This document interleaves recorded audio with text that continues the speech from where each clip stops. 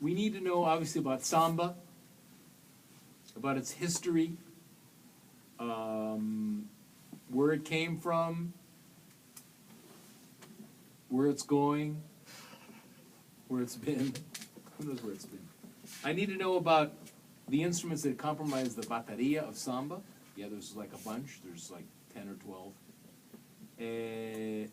Remember, if you don't spell, like surdo is not, don't put bass drum because it's the same thing. Don't spell bass drum B-A-S-E.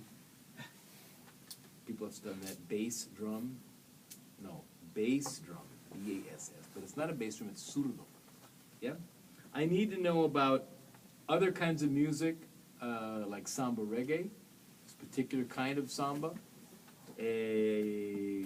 Bayón, forró, choro, all those. There's like a paragraph written on all of these. They're all similar, but different. Yeah, instrumentation, the songs that are attributed to each of those genres. I need to know, of course, about bossa nova. Bossa nova was, at that time, was revolutionary. Nobody had played anything like that. 1963.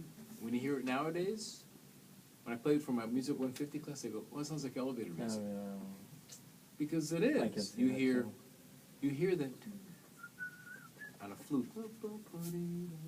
But I will say that 20 years from now, you'll be hearing, Tool and Maroon 5 in an elevator on a flute or a violin. Same thing. They did the violin string quartet. They do string versions of all the popular songs. Who does? Vitamin String Quartet. The Vitamin String Quartet. I never heard. I don't of know why they named themselves that. Steely Dan they're and really good. Stevie Wonder always show up as elevator music. It's so insulting. I know. It's like. Yeah. It's like, oh, I don't want to. It's, oh, shoot me. Get me out of this elevator quick. Like the Paul Anka did all those popular songs in big band arenas, like Eye of the Tiger. Who did? Eye of the Tiger big band version. Really? Yeah, that's pretty funny. Oh, that's scary. Wow. Next thing you know that Pat Boone will be doing a Iron Maiden medley. Yes. Equally as frightening. I need to know about candomblé, of course. Remember, candomblé had two main styles, several traditions, but two main styles. I mentioned forró, bayón, machiché. Who am I leaving out?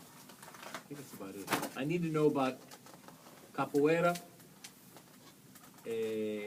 Has a featured instrument, and actually in capoeira there's actually 3 berimbau. That's not so important. And usually in capoeira the 3 berimbau are accompanied by a pundeiro, sometimes a bell, and sometimes the heko. It just depends. I've seen instrumentation where there's 3 berimbau and pundeiro, and they'll use an atabaque, a drum taken from candomblé. Remember, capoeira is not religious. You will get possessed. People who practice capoeira, most of them, or a lot of them, are involved in candomblé, in the religion, or umbanda. Remember, candomblé is the major religion. Umbanda, other splinter religions are not as popular and include, where candomblé is pure, it's Catholicism mixed with African beliefs, like Santeria or Voodoo. In Umbanda and other religions, remember, it's mixed with Spiritismo, which is you can find that in Cuba too, in other countries, but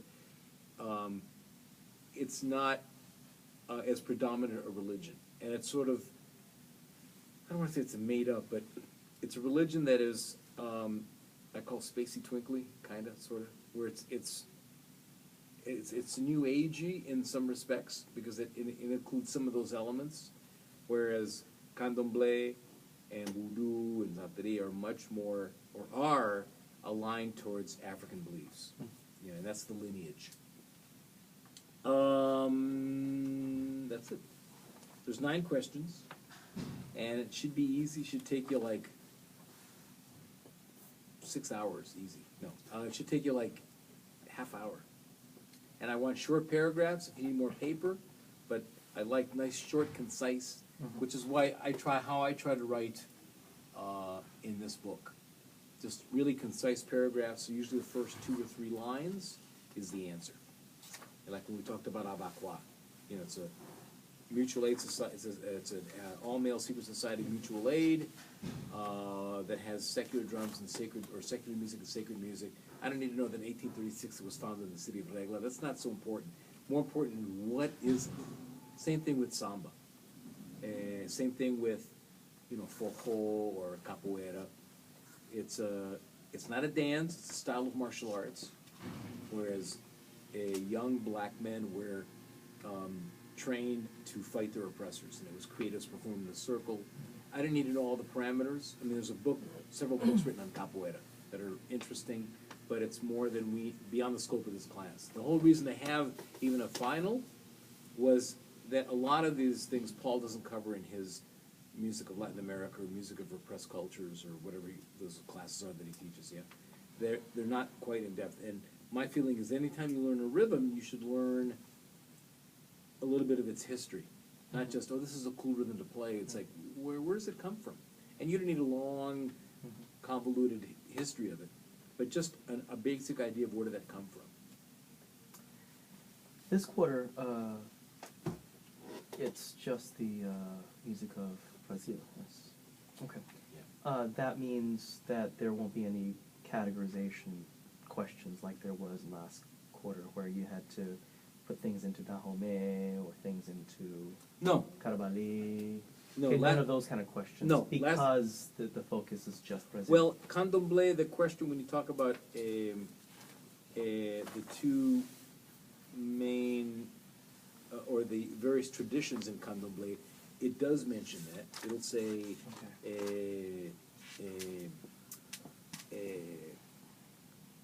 not Ijasa, but it'll say JJ. It mentions that in the book.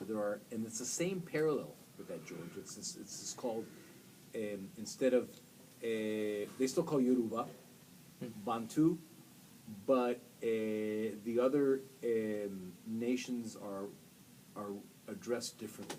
It's the same group, but in other words, because of the language, instead of, for example, Iesa in Cuba, Ijesa, Yeah. instead of Yemaya in Cuba, Jemaya.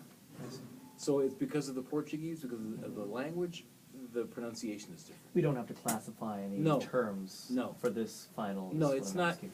It's not so important. Which, Okay. unfortunately, in as big of a country as Brazil is, why the slave population doesn't have the impact that it had on other countries like Cuba, like Haiti. I don't know. I don't know if the intention was to separate them more and to take away instruments and isolate them. If there was also more intermixing with the native Amerindians and the Portuguese, whereas the population got diluted and not so focused. Where in Cuba and other places, specifically in Haiti, there was marriage and relationships were kept within the groups more for a longer period of time. That way, that music got to develop and retain. Cultures got to be retained because there were cabildos, there were confrarias in the Dominican Republic, and they were maintained, whereas in Brazil it was just, I think it was a little more diluted in that respect, because it's a huge country, and a huge, even to this day, Indian population. Other places, Cuba, Dominican Republic, Haiti, 0 Indian population. Active culture beating up a passive culture Yes. in Cuba. Yeah. So and really safety and strength in numbers. The Yoruba were huge, and even after slavery was abolished, it was so profitable. They looked the other way, brought them in, and that's why even at a late date that music was so intact and so fresh in people's minds. Even though it got diluted and forgotten, a bunch of it, because of slavery being abolished late, or people bending the rules and letting slavery come in, letting that still maintain itself, the Yoruba maintained a stranglehold and perpetuated it longer than in other cultures.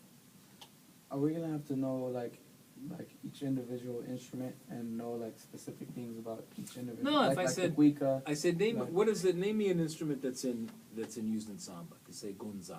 Okay. Fine, that's So for good. example, like cuica, we're not gonna have to talk about it, like in, No, if you want, I mean, I mean, if you do, and like, you forget about what capoeira is, and you're kinda shaking your face and going, shit, I forget what that was, and you draw a picture of berimbau, and you said, capoeira is, and you kinda leave it blank. The fact that you elaborate on a couple other questions is a good thing. That'll make up for the lameness of a couple other questions, in case that happens. There's no extra credit, there's no, even if you bring the teacher an apple, forget apple.